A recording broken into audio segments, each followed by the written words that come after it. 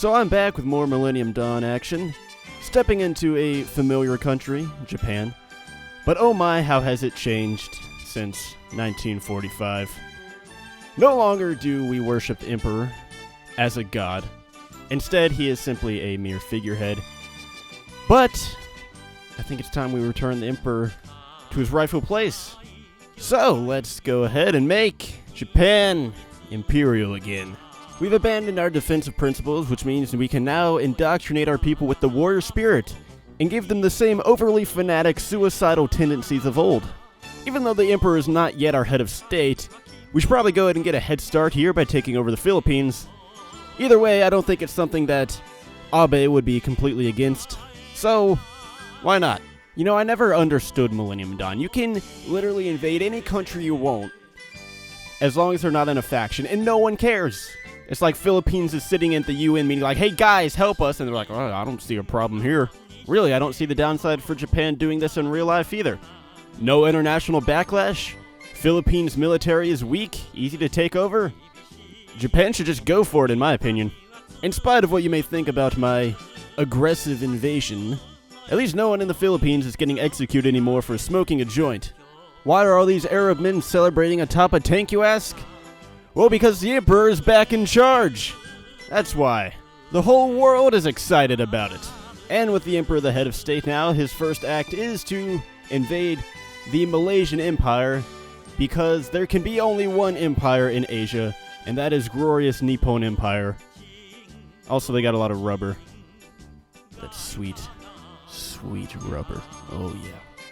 I'm glad the Malaysians left the important part of their country relatively undefended.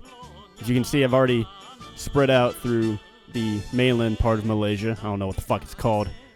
But over in Borneo, my invasion is failing because they decided that's the important part of the country that they want to defend, even though it is actually worthless. Oh yeah, look at all that rubber. That's nice right there. And it's a good thing that I didn't even need to land in Borneo, because these guys just sucked a butt the whole time, retreated all the way back to the Philippines, and never actually even participated in the war. Unfortunately, Singapore is a lot more worthless in Millennium Dawn than it is in the base game, but they exist, which is reason enough for me to make them no longer exist. I don't know why, it's always Sweden in Millennium Dawn that goes off the deep end. They've now declared war on Estonia, which has become the United Baltic Duchy. Sweden went fascist, while Estonia went monarchist, but I'm just gonna let them be. Look at that, 4 oil is all you get from Singapore. What happened to getting like unlimited amounts of 3 resources in the base game? Sweden, continuing down the path of self-destruction, broke the biggest rule in Millennium Dawn, which is only invade countries not in a faction. Latvia is in NATO, so I think this could be the end of Sweden as we know it. Can't say we'll miss them, but it was at least fun while it lasted.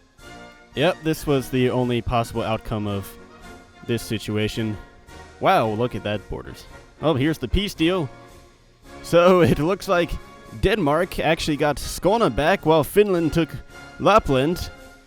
And the rest of Sweden, well, they actually became a puppet of Estonia. Congratulations, Sweden. You did your best. Let's get back to business here, though. Time to invade Indonesia. And hey, luckily, this army, you guys don't even have to invade Borneo this time. You already start on it. The Indonesian Navy actually did a pretty impressive job of holding out for a while, preventing my invasion of Sumatra and the other important Indonesian islands. But here we are. We're making our way. And there is already not much resistance to be had. Thank God there is a land connection between Sumatra and Java, because if I had to individually navally invade each of Indonesia's islands, I would legit shank myself in the throat. So apparently taking over what constitutes like 90% of Indonesia's population and almost every major city is not quite enough to get them to surrender, so I will in fact have to individually naval invade each island, and I am currently searching for my shank as we speak. Yeah, you know, they had 1 division defending this island. Definitely still had a chance of winning the war. Thanks, game, for making me waste 5 minutes of my life preparing a naval invasion. So I don't want to get tied down for too long here in Southeast Asia, so we're going to have a swift and brutal conquest. So we're going to launch a naval invasion into Bangkok for no other reason because fuck it. I must say, this is one of the better ideas I've had. We showed up, banged a tranny, and now we're taking over their country. All in a matter of days. Yo, there's so much rubber. Oh my god, give me all that rubber. We're launching a double invasion now of Cambodia and Laos. 2 invasions for the price of 1. And my god, we are just storming into Cambodia. That took like 3 seconds. But up in Laos, what are you guys even doing? You're not even moving. Right, so Cambodia surrendered before Laos was even invaded. Because my army's being stupid again, which means I guess we're just going to come up from the south. The Vietnamese must be absolutely shitting themselves, seeing what's happening. Like, it's been 2 weeks and I've already taken over both of their neighbors, so I'm sure the PTSD is already kicking in. I really want to time this. I'm going to have 3 armies, 3 invasions, all from different parts of the country. I believe I can knock out Vietnam in less than 2 days game time. That is my guess. Alright, December 4th, 2022. Start your stopwatches. Alright, so it's been a week. But still, when you consider that the US pissed about in the country for like 8 years and accomplished nothing, I'd say completely annexing Vietnam in a week is a pretty dang good achievement. And finally, we have reached our last target. China, the country that Japan failed to invade many years ago. Here we are. We're approaching from a different angle. We're coming up through Vietnam. The Chinese appear to be just suicide attacking all of my troops. We'll just let that play out. Meanwhile, up here, we got 2 armies invading Dick Peninsula. And hopefully that we can win naval control, because I don't want to lose half my army from drowning in the ocean. Okay, I think everyone in my navy just took a whole bunch of cocaine before entering battle. Because, I mean, look at this. Like, holy shit. The Chinese navy was way bigger than ours. And now all of a sudden it's not. So here's our KD ratio. This is entirely from the Chinese just launching endless attack after attack in Vietnam. And I know China's got a lot of people, but at this rate, they will run out at some point. Alright, the Chinese finally stopped attacking only because they started to run out of equipment and couldn't get their troops supplied. So we've kind of started launching a little bit of counterattacks, but whenever the Chinese do get a chance to attack, they still do. But then I can attack them wherever I want, and since they have absolutely no equipment left, it's an easy win. Alright, we landed on the penis, but there's a bit of a supply problem here, so we're having a hard time kind of breaking out. It might take some time. For now, I'm just more concerned about keeping my troops alive. Yo, the Chinese just nuked Vietnam. Well, that's annoying. And now Tokyo's getting nuked. I don't know why. There's like some sort of fetish about nuking Japan, I guess. I should really try to establish some more air dominance, but all my fucking airfields have been bombed. I can't put any planes in them. Thankfully, though, the Chinese army is at least breaking down. We took Hong Kong, or we're about to, and we're going to reform our front lines to make one grand push up into central China.